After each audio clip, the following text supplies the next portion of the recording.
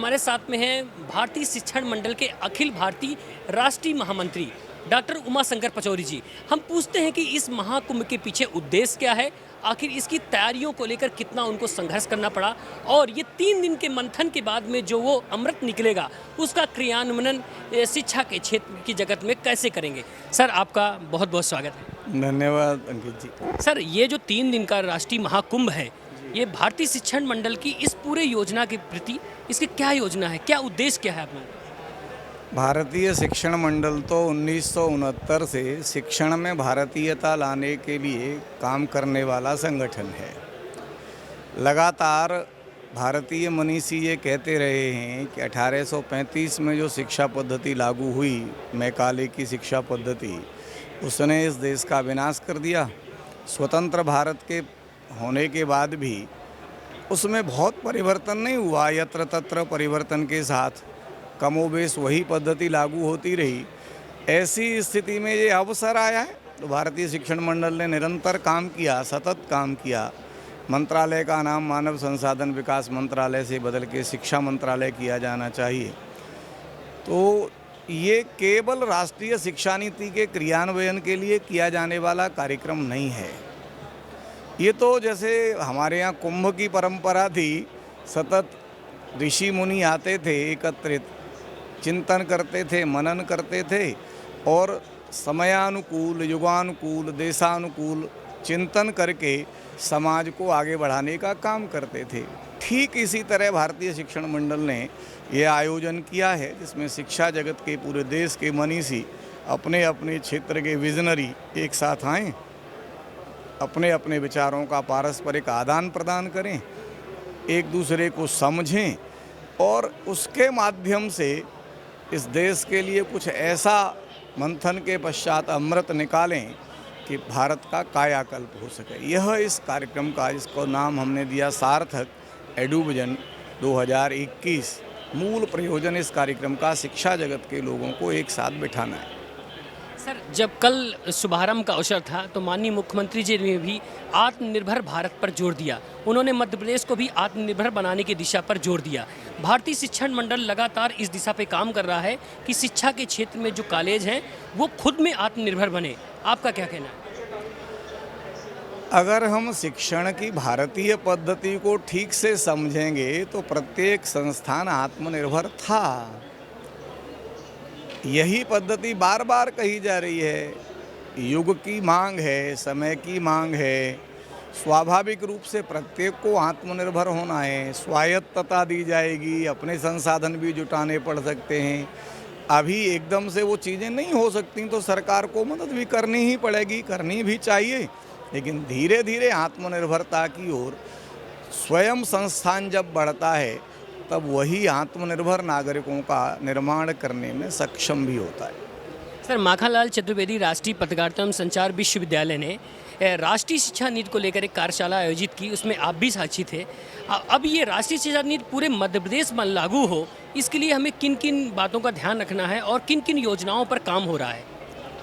माखनलाल चतुर्वेदी राष्ट्रीय पत्रकारिता विश्वविद्यालय ने उस कार्यशाला में तय कर लिया था इस वर्ष से ही प्रत्येक विभाग को कम से कम एक कोर्स डिजाइन करके इसका क्रियान्वयन करना चाहिए।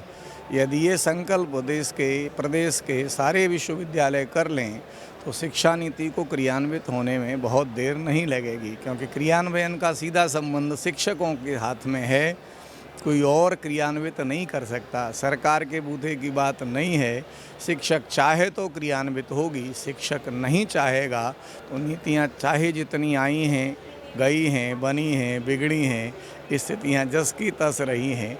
इसलिए भारतीय शिक्षण मंडल ने शिक्षकों के जागरण का काम अपने हाथ में लिया हुआ है। पत्रकारिता में भाषा का बहुत महत्व है। आप हिंदी के बहुत बड़े जानकार हैं, पूरे देश भर में आपका नाम है इस दिशा में। आप वो पत्रकारिता के जो छात्र हैं, जो पढ़ रहे हैं और जो आना चाहते हैं, उनको भाषा की शुद्धता को लेकर के आप क्या कहना चाहेंगे? भाषा तो अंकित जी प्रवाह है,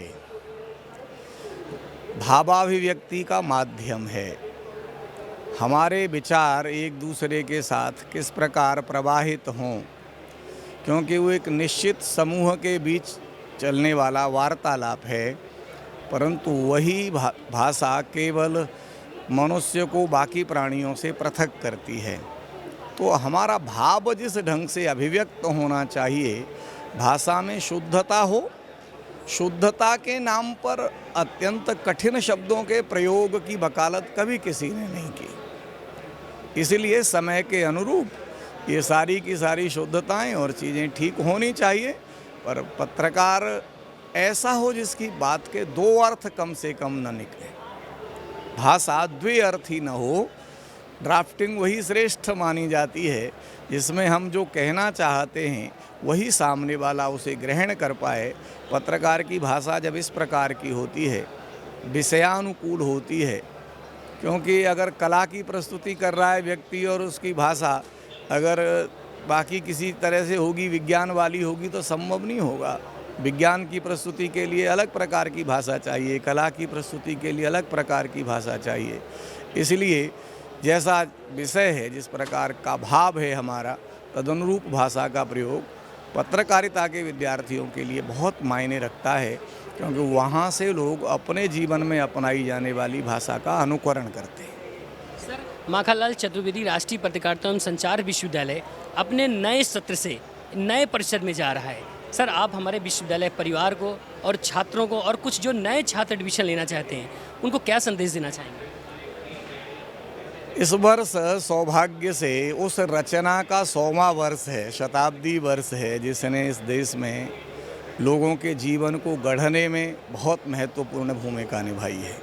पुष्प की अभिलाषा दादा माखनलाल चतुर्वेदी ने आज से 100 वर्ष पहले लिखी। आज भी वह रचना इतनी प्रासंगिक है, चाह नहीं मैं सुरबाला के गहनों में गूंथा जाऊं। चारों ओर लोग विभिन्न प्रकार के प्रलोभनों से प्रेरित होकर काम कर रहे हैं, तब यह रचना का गुनगुनाना, जीवन में उतार लेना इस देश की जाने कितनी समस्याओं का समाधान कर सकता है। ऐसे दादा माखनलाल चतुर्वेदी जी के नाम पर स्थापित विश्वविद्यालय अपने स्वयं के परिसर में जा रहा है, अपने प्रयोग कर सकता है। मैं बहुत शुभकामनाएं देता हूँ। उनके नाम के अनुरूप पत्रकारिता के कीर्तिमान स्थापित करने वाले छात्र यहाँ से निकलें, नित्य नूतन प्रयोग हों, राष्ट्र के विकास में काम आएँ, समूची मानवता के उत्थान के लिए काम करने वाले लोग निकलें। महर्षि नारद की तरह की पत्रकारिता करने वाले, जन कल्याण के लिए काम करने वाले, जिसकी बात कभी रद्द न होती हो इसलिए उन्हें नारद कहा जाता है, उसके पीछे कितना अनुसंधान होता होगा, यह चिंतन करने वाले लोग जहाँ से निकलें। ईश्वर करे यह विश्वविद्यालय इस स्थिति को प्राप्त करने में सफल हो। बहुत बहुत धन्यवाद आपका। धन्यवाद अंकित जी।